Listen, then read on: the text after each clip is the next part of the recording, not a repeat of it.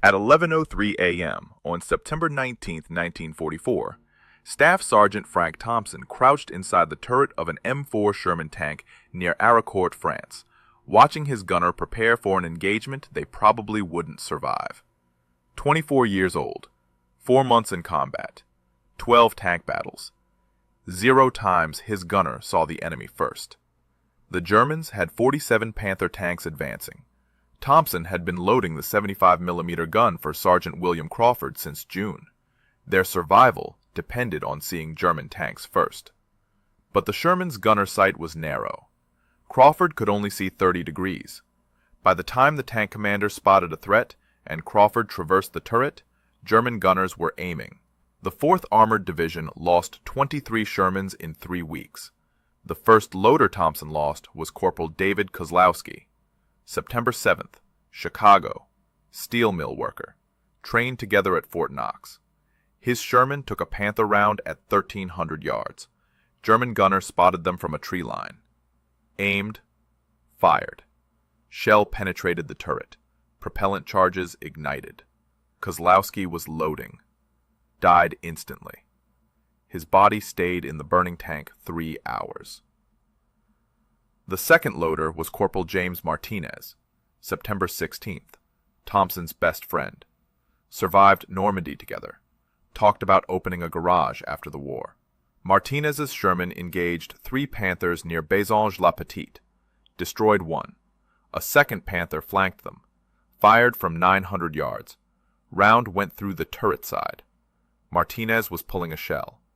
German round hit him directly. Killed instantly. Martinez's tank commander came to Thompson 2 days later. Said if they'd seen that Panther 3 seconds earlier, Martinez would still be alive. The officer was crying. By mid-September, Thompson had watched 11 loaders die. Every one because their gunner couldn't see threats fast enough. German tanks had better optics. American crews were brave, but you can't fight what you can't see. Thompson studied how engagements developed. Same pattern. German tank spotted Sherman first, took time to aim, fired accurately, hit first. Some crews survived, most didn't. The problem wasn't the gun. The 75mm could kill Panthers. The problem was seeing the target first. Crawford was good, but he could only see 30 degrees, not enough. Thompson needed to give Crawford more eyes, see threats instantly, not after the commander called them. Right now. Every second was the difference between loading another shell and dying like Martinez. The solution came September 18th. Simple. A mirror from his shaving kit, 3 by 4 inches, standard issue. Mount it inside the turret. Crawford could see behind them without traversing, see flanking threats, see what the tank commander saw. Completely illegal. Modifying equipment without authorization meant court-martial, but Martinez was dead. Kozlowski was dead. 11 loaders dead. Thompson didn't want to be 12. He'd install the mirror tonight, test it tomorrow. Either Crawford would see threats faster, or Thompson would die trying. If this story is pulling you in, hit that like button right now. It tells YouTube to share this with more people who care about these forgotten heroes, and subscribe so you don't miss what happens next. These stories matter. The men who lived them deserve to be remembered. You're part of making that happen. Thompson worked alone that night. The maintenance area was quiet after 2,200 hours. Most crews had gone to sleep. Only sounds were distant generators and insects against overhead lights. The air smelled like engine oil. September nights in Lorraine were cool. Thompson could see his breath. He pulled his tool bag from under his bunk. Inside was the mirror from his shaving kit. 3 by 4 inches, metal frame, government issue. Also, wire cutters, pliers, steel wire salvaged from destroyed equipment, and a flashlight with a dying battery. The Sherman sat in the maintenance line 50 yards away. Thompson walked over. Boots crunched on gravel. Nobody challenged him. Night maintenance was common. Thompson climbing into his own tank wouldn't raise questions. He opened the loader's hatch, climbed inside. The turret was cramped. Flashlight beam jumped across metal surfaces. Ammunition racks, the breech, the gunner's seat where Crawford would sit tomorrow. Thompson needed to mount the mirror where Crawford could see it without moving his head from the gun sight. The position had to be perfect. Too high, and Crawford couldn't see it while aiming. Too low, and it would block his movement. Thompson held the mirror in different positions, testing. His hands were shaking. Not from cold, from knowing this could get him court-martialed. He settled on a position 12 inches left of Crawford's seat, mounted at 45 degrees. The mirror would reflect what was behind the tank, anything approaching from rear or flanks. Crawford could glance at it without taking his eye off the main gun sight. 3-second check. Just enough to see if a Panther was flanking them. Thompson cut 4 6-inch pieces of steel wire, bent each into a U-shape. Mounting brackets. He drilled holes in the turret wall using a hand drill. The bit squealed against armor plate. Thompson stopped every few seconds. Listened. Made sure nobody was coming. Nobody came. Installing the brackets took 40 minutes. His fingers kept slipping. Flashlight kept rolling away. Twice he dropped the pliers. Each sound made his heart pound. If an officer found him modifying the tank, he'd face charges: destruction of government property, unauthorized modification, disobeying regulations. Minimum punishment was reduction in rank. Maximum was prison. But Martinez was dead. Kozlowski was dead. 11 loaders were dead. Tomorrow Thompson would either be loading shells or burning in this turret. The mirror might give them 3 seconds. 3 seconds to see a Panther before it fired. 3 seconds to shoot first. 3 seconds to live. He secured the mirror to the brackets using wire, twisted it tight, tested the angle. The mirror showed the view behind perfectly. Thompson sat in Crawford's position, looked through the main gun sight, glanced left at the mirror. He could see both simultaneously. Main sight for targets ahead, mirror for threats behind. It worked. Thompson cleaned up, wiped away metal shavings. The modification looked crude, obviously not factory equipment, but functional. The turret was crowded with gear: ammunition racks, radio sets, fire extinguishers. One small mirror might go unnoticed during inspection. He climbed out at 0130, walked back to his bunk. Didn't sleep. Lay in the dark, thinking about tomorrow. The 4th Armored Division was moving at 0700. Intelligence reported German Panthers in the area. 5th Panzer Army trying to stop Patton's advance. Tomorrow would be a tank battle. Either the mirror would work, or it wouldn't. Either Crawford would see threats 3 seconds faster, or Thompson would die like his friends. No middle ground in tank combat. You shot first, or you burned. At 0615, Thompson heard engines starting. The battalion was preparing to move out. At 0712, Thompson's Sherman rolled out of the maintenance area. The engine rumbled. Tracks clanked against hard ground. Thompson sat in the loader's position, with 76 rounds of 75mm ammunition racked around him. Armor-piercing, high explosive, white phosphorus. He'd loaded these shells hundreds of times. Today might be the last time. Crawford was in the gunner's seat to Thompson's right. The tank commander stood in the cupola above them. The driver and assistant driver sat forward in the hull.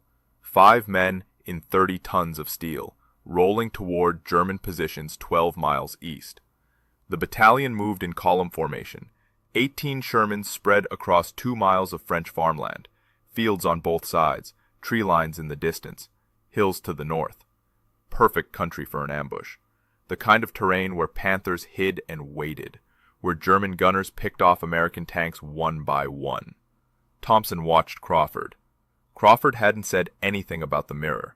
Either he hadn't noticed it yet, or he was ignoring it. The mirror was mounted 12 inches to Crawford's left, angled at 45 degrees, reflecting the view behind the tank. Thompson had tested it last night. It worked, but combat would be the real test.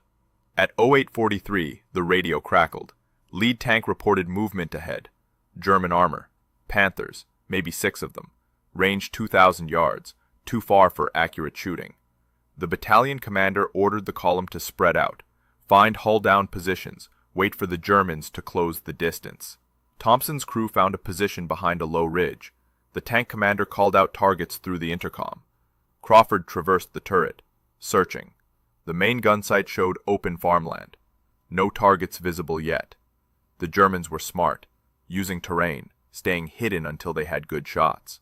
Thompson loaded an armor-piercing round, slammed the breech closed, tapped Crawford's shoulder. Ready. His heart was pounding, hands sweating. This was it. The moment that would prove whether the mirror worked, or whether Thompson had wasted his time drilling holes in government property for nothing. At 0907, Crawford fired. The gun recoiled. The breech opened. Hot brass casing ejected. Smoke filled the turret. Thompson grabbed another round. Loaded. The whole process took 6 seconds. Crawford was already traversing right, searching for the next target. Then Thompson heard Crawford's voice over the intercom. Calm, steady. Panther, left rear, 800 yards. Thompson's stomach dropped. Left rear meant flanking, meant a German tank had gotten around them, was coming at their side armor, the weakest part of the Sherman. A Panther round through the side would kill everyone. But Crawford had seen it. Without the tank commander calling it out, without traversing the turret to search, Crawford had glanced at the mirror, seen the Panther in the reflection, called it out immediately. The mirror worked. Crawford traversed left, fast. The turret whined. Thompson watched through the vision port, saw the Panther. It was moving across open ground, exposed. The German crew probably thought they were undetected, probably thought they had time to get into position, probably thought the Sherman hadn't seen them yet. They were wrong. Crawford fired. The round hit the Panther's left track, didn't penetrate the armor, but it stopped the German tank, immobilized it. The Panther tried to traverse its turret, tried to return fire. Crawford loaded another round faster than Thompson had ever seen, 7 seconds from first shot to second shot. The second round hit the Panther's turret side, penetrated. The German tank shuddered. Smoke poured from the hatches. The crew bailed out, running. The Panther was dead. Thompson had just watched Crawford kill a Panther that should have killed them. The German tank had flanked them perfectly, had gotten within 800 yards undetected, should have fired first, should have penetrated their side armor, should have killed Thompson and Crawford and everyone in the crew. But Crawford had seen it 3 seconds earlier because of the mirror. 3 seconds. That's all it took. 3 seconds to spot the threat, traverse the turret, fire first, win. The tank commander's voice came over the intercom, excited, asking how Crawford had seen that Panther so fast. Crawford said he'd glanced left, saw something in his peripheral vision. The tank commander didn't question it further, too busy directing them toward the next target. The engagement lasted 40 minutes. Thompson's crew destroyed 2 more Panthers. Other Shermans in the battalion got 3. German forces withdrew, left 7 burning Panthers behind. American losses were 2 Shermans, damaged, none destroyed, nobody killed. After the battle, Thompson's crew returned to the maintenance area. Crawford climbed out of the turret, found Thompson, looked at him for a long moment, then looked at the mirror mounted inside. Crawford reached out, touched it, tested the angle, saw how it reflected the view behind the tank. Crawford asked one question. "When did you install this?" Thompson told him. "Last night. Worked alone. Took 40 minutes. Completely illegal. Could get court-martialed if anyone found out. But Martinez was dead, and Thompson didn't want Crawford dying the same way." Crawford was quiet. Then he said something Thompson would remember for the rest of his life. "This saved us today. That Panther would have killed us if I hadn't seen it. I need you to do something for me." Thompson asked what. "Install one in every tank in the battalion." Thompson started with Crawford's wingman, Sergeant Robert Hayes. Hayes had lost his loader 3 weeks earlier, burned alive when a Panther hit them from the flank. Hayes survived with burns on his hands. His new loader was a replacement. Kid from Ohio, 18 years old, terrified. Thompson found Hayes that evening, told him about the mirror, showed him how it worked in Crawford's tank. Hayes looked at it, tested the angle, asked if Thompson could install one in his Sherman. Thompson said yes. Tonight. Don't tell anyone. They worked after 2,300 hours. Thompson brought his tools. Hayes kept watch. The installation took 35 minutes, faster than the first time. Thompson knew the exact position now, knew the angle, knew how to drill the holes without the bit squealing too loud. When they finished, Hayes tested it from the gunner's position, said it was perfect, said his gunner would be able to see flanking threats instantly. Hayes asked Thompson how much he wanted, payment for the work. Thompson said nothing. Just don't get killed. That's payment enough. The next day, Hayes' crew engaged 4 Panthers near Moncourt. Hayes' gunner spotted 2 of them using the mirror, called them out before they got into firing position, destroyed both. Hayes came back raving about the modification, told every tank commander in the company. By evening, 6 more crews wanted mirrors. Thompson installed 3 more that night, 2 the night after. Word spread through the battalion faster than Thompson expected. Loaders talked to other loaders. Gunners talked to other gunners. Tank commanders started asking their crews if they'd heard about the mirror modification. Some crews were skeptical. Most wanted it immediately. By September 25th, Thompson had installed mirrors in 14 Shermans. He was exhausted, working maintenance during the day, installing mirrors at night, getting maybe 4 hours of sleep. But crews were surviving. The battalion's kill ratio had shifted. 5 Panthers destroyed for every Sherman lost. That ratio had been reversed a month ago. Lieutenant Colonel Creighton Abrams commanded the battalion. Abrams was a tanker's tanker, aggressive, smart, knew armor combat inside and out. He noticed something was different. His crews were spotting German tanks faster, reacting quicker, winning engagements they should have lost.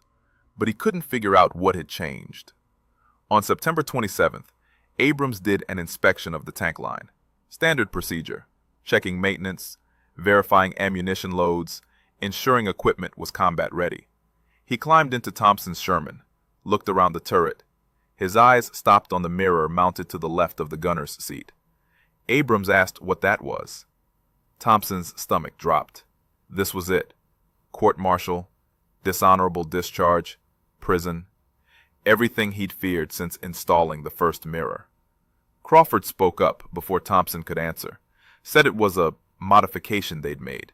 Helped the gunner see threats from the flanks. Had saved their lives twice in the past week. Abrams asked who authorized it. Crawford said nobody. They'd done it themselves. Knew it was against regulations, but it worked. Abrams stared at the mirror for a long time. Then he climbed out of the turret, walked down the line, climbed into Hayes' tank, saw another mirror, same position, same angle. Climbed into a third tank, another mirror. Abrams realized what was happening.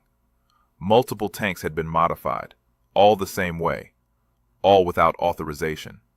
He called Thompson over, asked him directly, "Did you install these mirrors?" Thompson said, "Yes, sir, all of them. 14 tanks total. Took about 40 minutes per tank. Used salvaged materials. No requisitions, no paperwork. Completely illegal." Thompson stood at attention, waited for Abrams to order his arrest. Abrams asked how many tanks in the battalion didn't have mirrors yet. Thompson said 23, sir. Abrams looked at him, then said something Thompson never expected. "You have 48 hours to install mirrors in every tank in this battalion. That's an order. I'll handle the paperwork.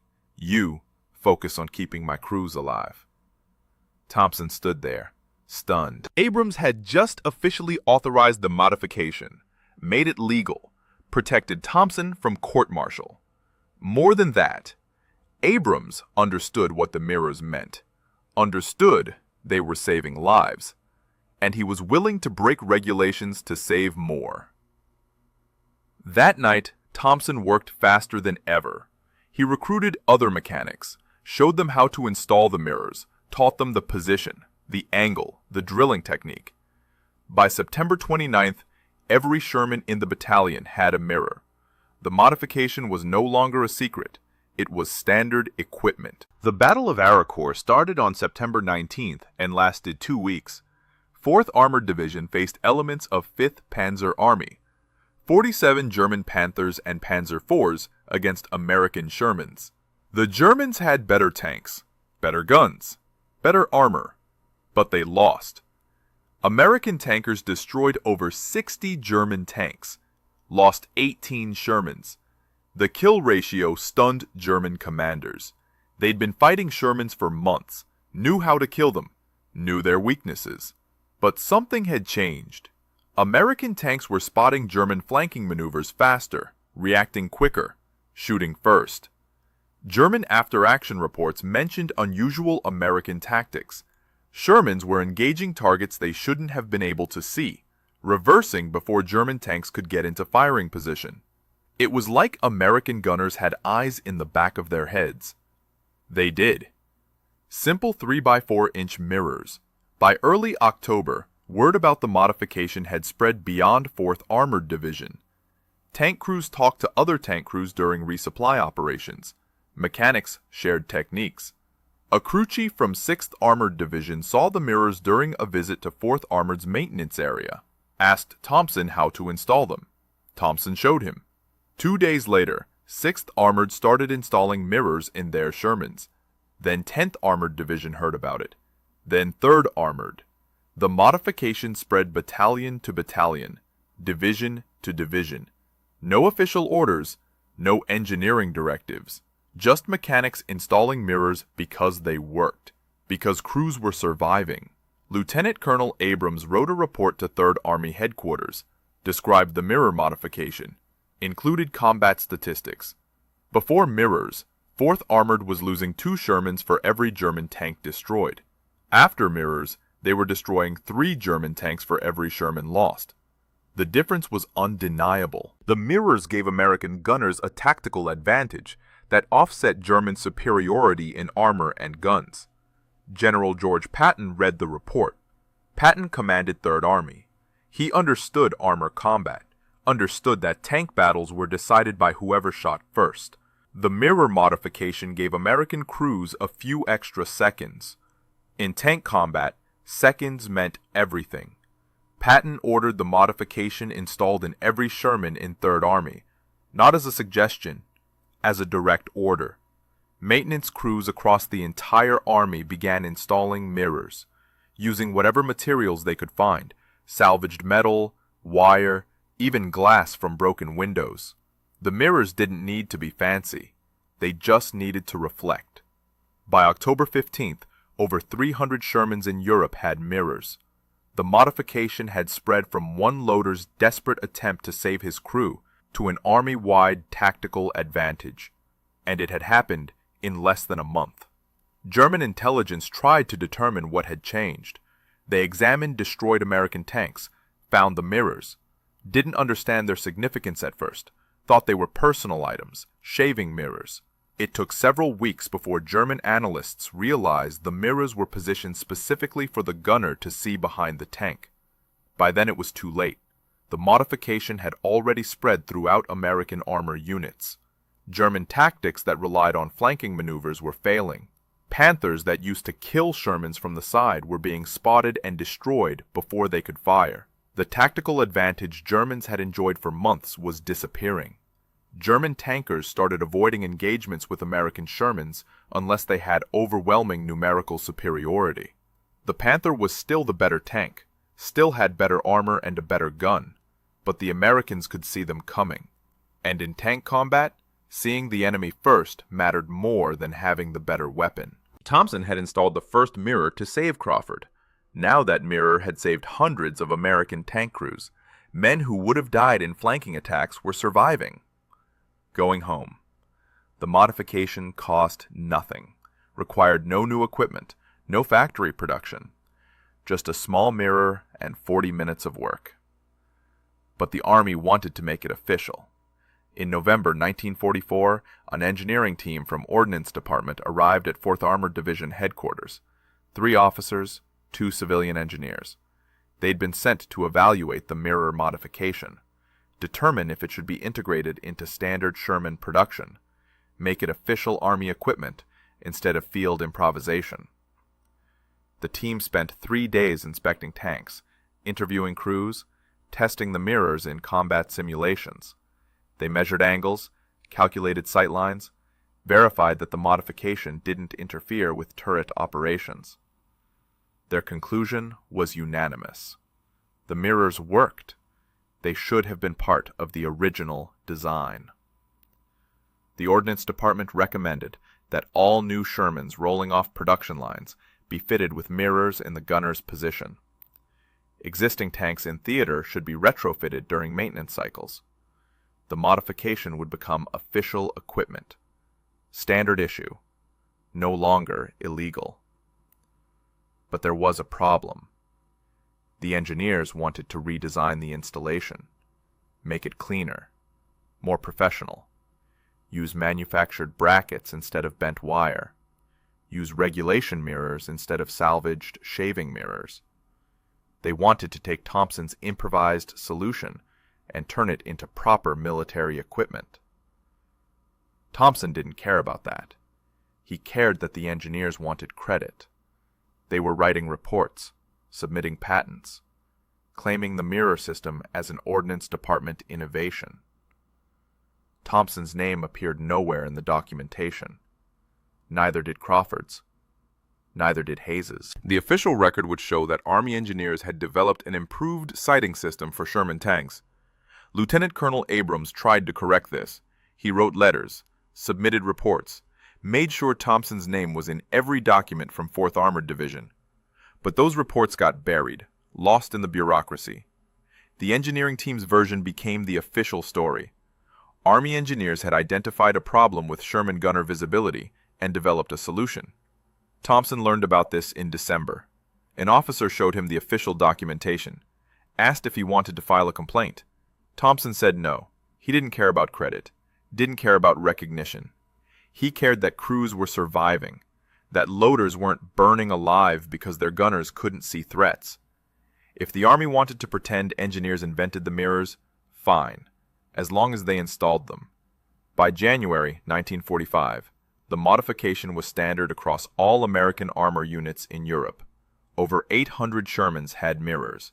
Production lines in the United States started including them in new tanks. The system was official, approved, no longer a field improvisation. Thompson continued loading for Crawford. They fought through the Battle of the Bulge, pushed into Germany, survived engagements that would have killed them 6 months earlier. The mirror saved them 4 more times. Each time, Crawford spotted a German tank trying to flank them. Each time, they fired first. Each time, Thompson stayed alive. Other crews had similar stories. Loaders who would have died in December were still alive in January, still alive in February, still fighting. The mirrors had become so common that new crews didn't realize they were originally unauthorized modifications. They thought the mirrors were factory equipment, standard Sherman design. Only the older crews knew the truth, knew that a desperate loader had installed the first mirror in September, knew that the modification had spread crew to crew, mechanic to mechanic, battalion to battalion, knew that it had saved hundreds of lives before the Army made it official. Thompson's work had changed how American tanks fought, but his name never appeared in any citation. No commendation, no medal, no official recognition. The engineering team took the credit. The Army accepted their version. And Thompson went back to loading shells. He'd saved Crawford, saved Hayes, saved hundreds of other tank crews. That was enough. The war in Europe ended on May 8, 1945. Thompson's crew was in Czechoslovakia when Germany surrendered. They'd fought for 11 months, survived dozens of engagements. The mirror had saved them 8 times. 8 times Crawford spotted German tanks trying to flank them. 8 times they fired first. 8 times Thompson kept loading instead of burning. Crawford survived the war. 63 combat engagements, 14 confirmed tank kills. He returned to Detroit in August 1945. Went back to factory work, got married, had 3 kids. He kept the photograph of his Sherman crew on his desk for 40 years. Thompson was in that photograph, standing next to the tank. Young, thin, covered in grease. Crawford never forgot what Thompson had done. Every year on September 19th, Crawford called Thompson, thanked him for installing the mirror, told him he wouldn't have survived without it. Thompson always said the same thing. He was just doing his job, keeping his crew alive. That's what loaders do. Thompson stayed in the Army until 1946, then went home to Pennsylvania, small town outside Pittsburgh. He worked in a steel mill for 32 years, same work he'd done before the war. Hot metal, heavy machinery, long shifts. He married in 1948, had 2 daughters, lived a quiet life. Thompson never talked about the mirror. When people asked about the war, he said he was a loader, worked on tank crews. That's all. He didn't mention the modification, didn't mention saving hundreds of lives, didn't mention that he'd changed how American tanks fought. It wasn't modesty. He just didn't think it mattered anymore. Hayes also survived, the gunner who'd lost his first loader. Hayes fought until Germany surrendered, never lost another crew member. He credited the mirror with saving his crew 3 times. After the war, Hayes became a high school teacher in Ohio, taught history. Sometimes he'd tell his students about tank combat, about how small innovations could save lives. He never mentioned Thompson by name, didn't know if Thompson wanted the attention. By the 1960s, the mirror modification had been forgotten. New tanks had better optics, better sighting systems, better everything. The Sherman was obsolete. Museums displayed them. Veterans looked at them. But nobody remembered that hundreds of Shermans in Europe had crude mirrors mounted inside their turrets. Nobody remembered that a desperate loader had installed the first one in September 1944. The official Army history of armor development never mentioned Thompson. The engineering reports credited Ordnance Department innovations. The patents belonged to civilian contractors. Thompson's contribution had been erased from the record. Not intentionally, just through bureaucratic process. Field modifications weren't historically significant. Official engineering developments were. Thompson retired from the steel mill in 1978. Spent his retirement working in his garage, fixing cars, small engines. Same kind of work he'd done in the Army. His daughters knew he'd served in the war, knew he'd been a tank crewman, didn't know anything about mirrors. In 1992, a military historian researching Sherman modifications found references to improvised mirrors in maintenance logs from 4th Armored Division. The logs mentioned a Staff Sergeant Thompson.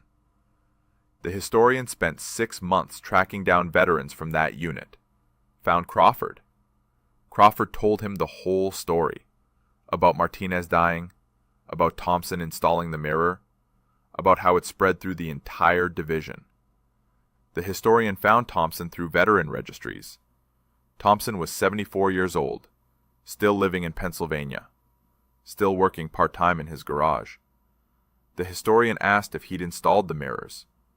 Thompson said yes. Asked why the historian cared about something that happened 50 years ago.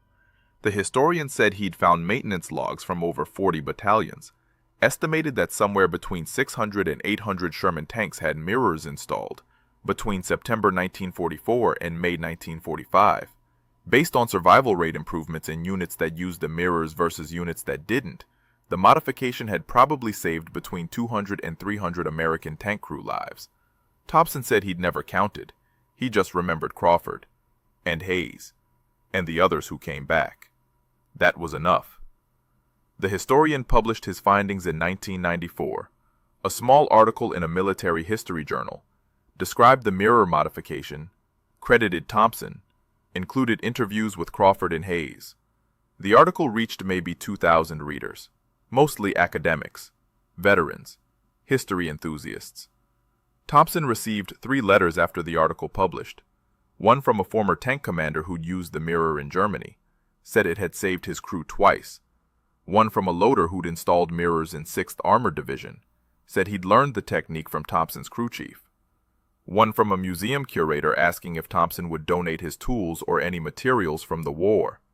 Thompson had nothing to donate. He'd left everything in Europe. Came home with his duffel bag and discharge papers. That's all.